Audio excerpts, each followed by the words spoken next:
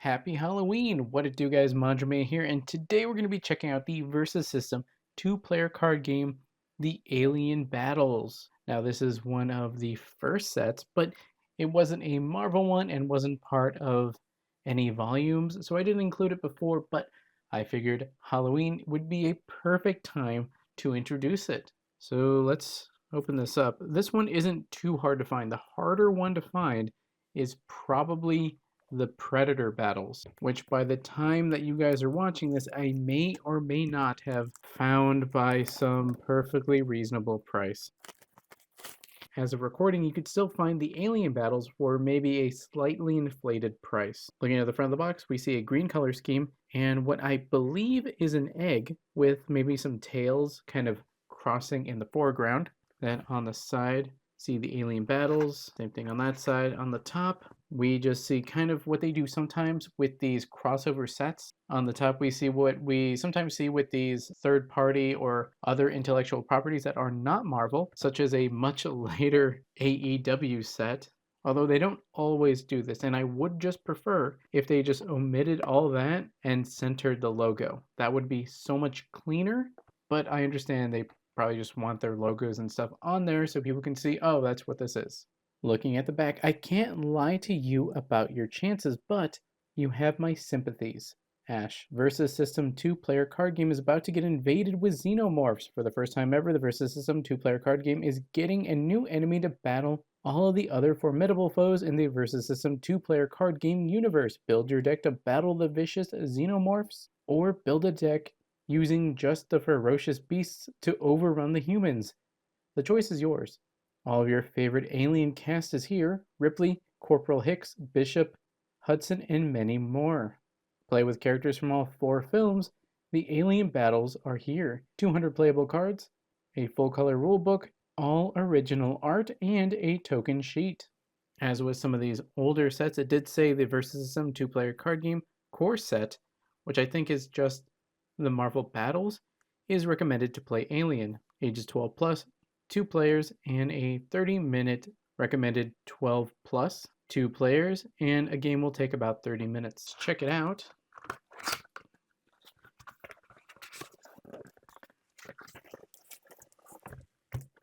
Oh, that is everything. Taking a look at the token sheet, you have your 1/1 counters, negative 1/1 counters, health tokens, experience tokens, but you also have these green like health tokens that where you lost a health, and then 2 where it's white. That must be specific to the alien battles. Then the rulebook, which this first page should tell us what teams are here, which it doesn't. Cool. Later sets would tell you exactly what the teams are, because it's not always readily apparent. Here it is. Near the end of the book, we have new teams, including the Company and Xenomorphs. So it looks like there's only the 2. Humanity and alien symbols. So those are your power symbols that they do continue on into later sets that have nothing to do with aliens or any other third parties. Oh, and this is what I particularly really enjoy is the suggested starting decks for each side. That'll be in a separate video. Deck building rules, credits. One thing that I enjoy that they would do later on is that they'll take turn sequence and just put on the back of the manual for easy and quick reference. Really good. Whereas with this one, it's not the worst thing, but you'll have to open it up, kind of go through the rule book, see what turn sequence is, and bookmark the page or something. Whereas with the other one, it's on the back. Super cool.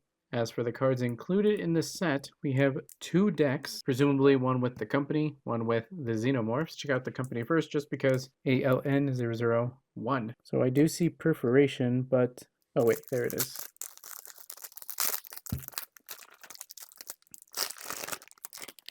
Right off the bat, I'm going to say these cards are in better condition than some of the newer ones I've gotten. Either speaks to how good the quality was or how bad the quality is. First up for the Company, we have Warrant Officer Ripley, 5 health, 2/5 stat line, hide in the shadows, main humanity. Daze a character on your side, but it keeps its equipment. I think similar mechanic we'd have later on would be like invisibility, although keeping the equipment is unique to this power. So Technically, this is better. Last survivor of the Nostromo. Level up 7 times at the start of your build phase. Warrant Officer Ripley gains an XP for each wound she has. So the more wounded she is, the faster you'll level up. Her level 2 has a 4/8 stat line and set the self-destruct. Her level 2 has a 4/8 stat line and set the self-destruct. Main blue. At the end of the turn, stun all supporting characters. This power can only be used once this game. Lieutenant Ripley, 5 health, range, 2/4 stat line, gear up. Build Humanity. Reveal the top 5 cards of your deck, put an equipment from among them into your hand and the rest of the bottom of the deck. We got nukes, we got knives, sharp stick. Level up 3 times. When an equipment appears on your side, Lieutenant Ripley gains an XP, so you're going to want those in that deck. Her level 2 has a 7/5 stat line and has I Can Handle Myself. Main red. Search your deck, hand, and KO pile for an equipment equipped to a character on your side. This power can only be used once this game. See a theme going on with her level 2s? Oh, I see what it's saying. Sister Ripley, 5 health, 3/4 stat line, and your A is already on the line. Main yellow. Put a 1/1 counter on up to 2 characters in your front row. No weapons of any kind. Level up 5 times. When 1 or more characters on your side makes a melee attack, Sister Ripley gains an XP. This is an instance of each instant of attack, team attack is one thing, counts as 1 XP. So if 5 characters attacked in 1 team attack, well, it's just 1 team attack. Now, if 5 characters were to attack separately, then that would be 5 XP. Her level 2 now has a 5/7 stat line, Sacrifice and Resurrection. During other player's turn, combat Humanity. If Sister Ripley is your main character, KO her and put a Ripley number 8 level 2 from outside the game onto your side stunned as your new main character. Yeah, what do you know? Ripley number 8, 5 health, 3/4 stat line, Acidic Blood. Main blue, put any number of -1/1 counters on Ripley 8 as long as this doesn't reduce her defense to 0. Then put that many -1/1 counters on an enemy supporting character. Rapid Cell Regeneration. Level up 1 time. At the start of your main phase, you may have Ripley gain an XP. When Ripley levels up, heal all wounds from her. So since she heals all of her wounds, I can see why you may not want to level her up right away so that you can keep putting -1/1 counters on your opponent and you can get her all the way to 4 wounds, level her up, and then what do you know? You're all healed on level 2.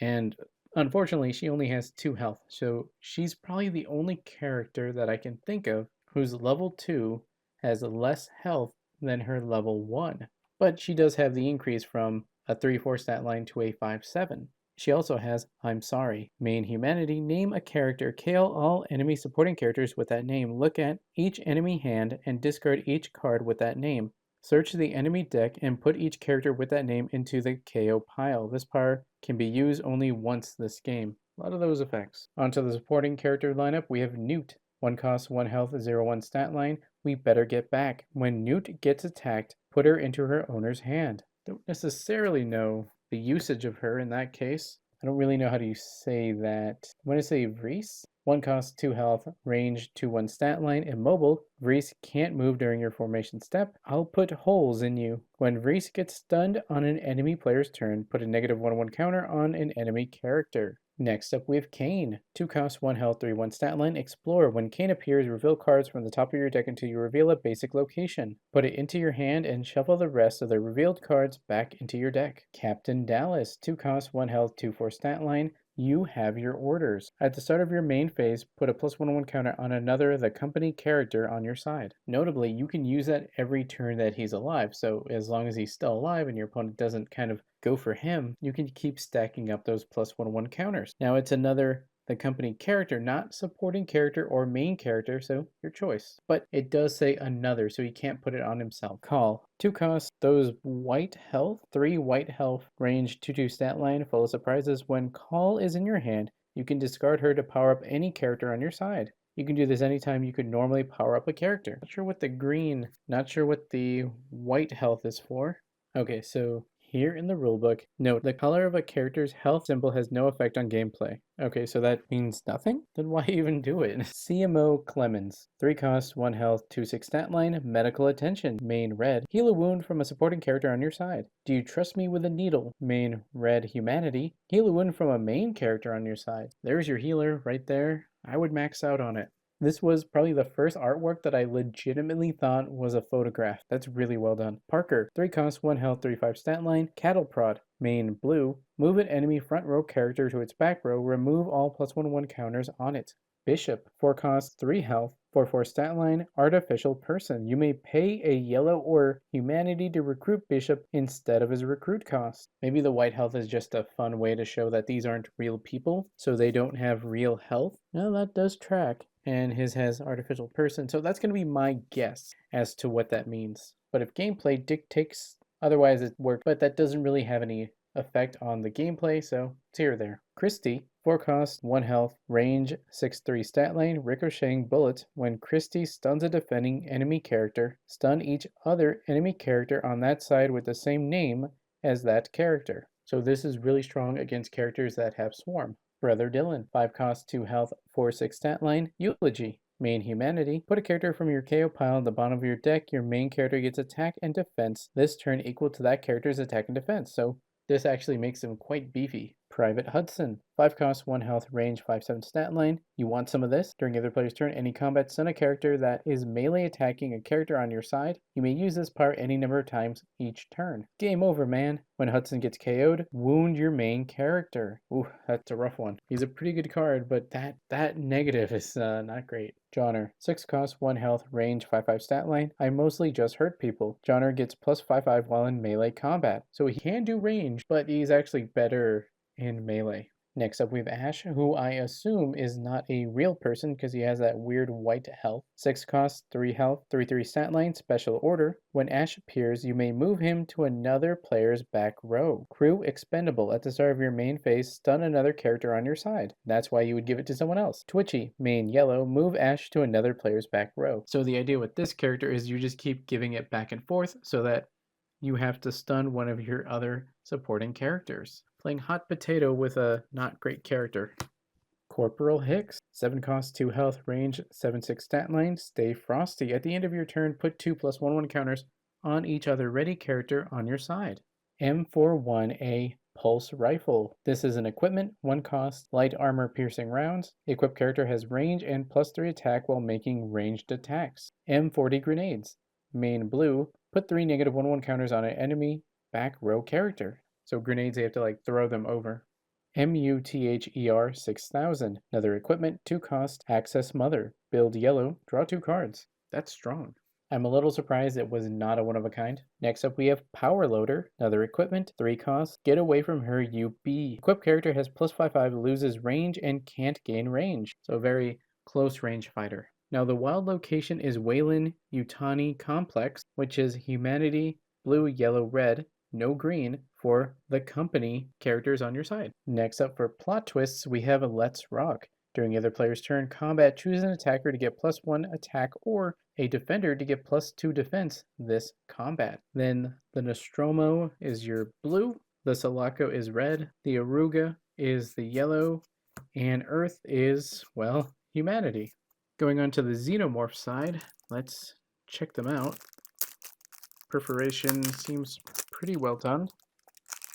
If it's like the other one, not very hard to open at all. The Perfect Organism, level 1, 5 health, and they did say that the color does not matter, although the sheet did give us some green health, white health, and then the normal red. Flavor stuff, really, nothing else. Once again, he has 5 health, 5/2 stat line, creature, which I think means it can't have equipment. It's structural perfection, combat alien. If the perfect organism is melee attacking, the defender can't strike back this combat. A survivor unclouded by delusions of morality. Level up 3 times when the perfect organism survives a combat, it gains an XP. It's a level 2, now has a 9/3 stat line, and is only matched by its hostility. During either player's turn, combat yellow. If the perfect organism is defending against a melee attack, attackers can't strike this combat. The Queen, 6 health, 2/5 stat line, creature. They're coming out of the walls. Build alien. Reveal the top 5 cards of your deck. Choose a character with swarm from among them and any number of other characters with the same name as that card and put them into your hand. Put the rest of the bottom of your deck in any order. Put the rest on the bottom of your deck. They're all around us, man. Level up 3 times when a character with swarm appears on your side. If you already have a character with that name on your side, the Queen gains an XP. Her level 2 now has a 6/6 stat line and has Who's Laying the Eggs, main blue. Search your deck, hand, and KO pile for an ovomorph and put it into your back row. Then, one at a time, you may have each ovomorph On your side, try to hatch. Is that going to be like a coin flip?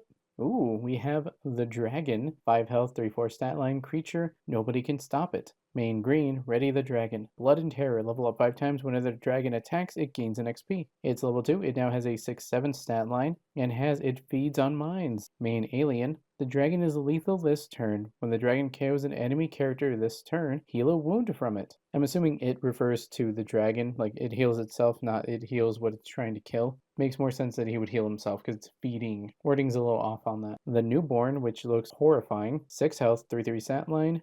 Roar. During other player's turn, combat green, put 3 +1/1 counters on the newborn. Use this power only if you have no cards in your hand. Ungrateful child, level up 1 time. At the start of your main phase, you may discard your hand. If you do, the newborn gains an XP. It's level 2, now has a 6/6 stat line, and has a beautiful butterfly. During other player's turn, combat space. If the newborn is defending, it's ferocious and monstrous this combat. The Ovomorph, 1 cost, 1 health, 0/4 stat line, creature swarm, passive, can't attack or strike. Hatch. Start of your build phase, if there's an enemy supporting character, reveal a random card from your face hugger pile. Adolescent Xenomorph, 1 cost, 1 health, 2/2 stat line, creature swarm, legion. You can have up to 8 of these in your deck. Accelerated growth. When this character appears, put 1/1 counters on it for each other adolescent xenomorph on your side. So you definitely want to get a bunch. 1, 2, 3, 4, 5, 6, 7, 8. Xenomorph Ambusher. 2 costs, 1 health, 2/3 stat line, creature swarm, and camouflage. This character can't be attacked while it's in your back row. Leaping Xenomorph. 2 costs, 2 health, 4/1 stat line, creature swarm, and leap. It has flight during your turn. Ferocious Xenomorph. 2 costs, 1 health, 3/2 stat line, creature, swarm, and ferocious. While in melee combat, this character strikes before characters without ferocious, which means it was aptly named. Salivating Xenomorph, 3 costs, 1 health, 2/4 stat line, creature, swarm, and salivate. Main yellow, if you have fewer than 3 cards in your hand, draw cards until you have 3 cards in your hand. Acid Blood Xenomorph, 3 costs, 2 health, 4/3 stat line, creature, swarm, bleed acid. When this character attacks or defends while wounded, put a -1/1 counter on each enemy character in the combat. Xenomorph Bitter, 4 cost, 1 health, range, 5/4 stat line, creature, swarm, spit acid. Main blue, put 2 -1/1 counters on an enemy character. Repeat this process for each other character named Xenomorph Spitter on your side. That's pretty cool because normally you do it, it works for just the one. This one, since they, I guess, swarm, you pay the 1 and you get to do it for each copy of it that you have on your side. Screeching Xenomorph, 4 costs, 1 health, 3/6 stat line, creature, swarm, and screech. Main green, put 2 +1/1 counters on a character with swarm on your side and each other character on your side with the same name. The Dragon, 5 costs, 3 health, 7/2 stat line, creature, leap, and it's generally unpleasant during other player's turn. Combat Alien, heal a wound from the dragon, amplify, heal 2 wounds from it instead. So if you would pay it, like in your resource row, you would then discard it to amplify it. The Perfect Organism, 5 costs, 2 health, 4/8 stat line, creature, ferocious, and this thing is huge. It's big. During either player's turn, combat yellow, the Perfect Organism strikes with double its attack, thus combat amplify. It strikes with triple its attack instead. The Newborn, 6 costs, 2 health, 6/6 stat line, creature, monstrous. While the newborn is defending against a melee attack, it strikes back against each attacker. Tantrum. During either player's turn, combat green, put 2 +1/1 counters on the newborn, amplify, put 5 1/1 counters on it instead. The Queen, 7 cost, 2 health, 8/8 stat line, creature, leader. While the queen is team attacking, you choose who the defender strikes back against. Who's laying eggs? During the other player's turn, combat blue, search your deck, hand, and KO pile for up to 2 ovomorphs. Reveal them and then put them into your hand. Amplify, you can put them onto your back row instead. Chest Burst. Combat. This is a melee combat. Put 2 -1/1 counters on a character in the combat. Spook. Main. Daze an unprotected enemy character. Build the Hive. Main. Turn an enemy location face down. That's really good just to lock them out of using superpowers, and especially if they were a character who maybe really needed a certain number of a certain kind, you're going to really limit them or even stop them from being able to do whatever that really big thing was. Now for the wild location for the aliens, we have LV426. It has space blue, yellow, green for a xenomorph character on your side. We'll go back for the facehugger pile, but once again, the blue is Nostromo, yellow is Aruga, green is Fury 161, and then alien is space. Looks really nice. Then we have our facehugger pile, with our Facehugger. This is a supporting character token, 4 cost, 1 health, 0/6 stat line, creature, swarm, passive, meaning it can't attack or strike. Hug, when this character is revealed, KO its ovomorph, then put this character into your back row. It captures an enemy supporting character first. At the start of your build phase, you may pay a space. If you do, KO this character and put its captive into its KO pile. You may put a xenomorph character from your hand onto your back row. It basically sacrifices both of them plus this to bring out presumably something really strong. So there's only 3 of those, but they're tokens, and when a token goes away, it just stops existing unless this is a little different. Then the last card in the set is from the Facehugger pile Extended Incubation. The Ovomorph does not open yet. Shuffle this card into your Facehugger pile. So this must be that like randomization. You shuffle these, I think. You would shuffle these, and if you get one of these, you can start the process of doing the face hugging. If you get this one, then you have to wait. It goes back, and then try again next turn. Well, guys, that's it for the Versus System 2-player card game, The Alien Battles. Will you be joining the company and the various Ripleys, or will you be using the Xenomorphs and attaching facehuggers to your opponent? Let me know in the comments below. If you want to stay up to date on my videos and live streams on both YouTube and Twitch, check out links in the description below. Like, comment, subscribe, and consider joining. That's all for now, guys. Manjoume out, and happy Halloween!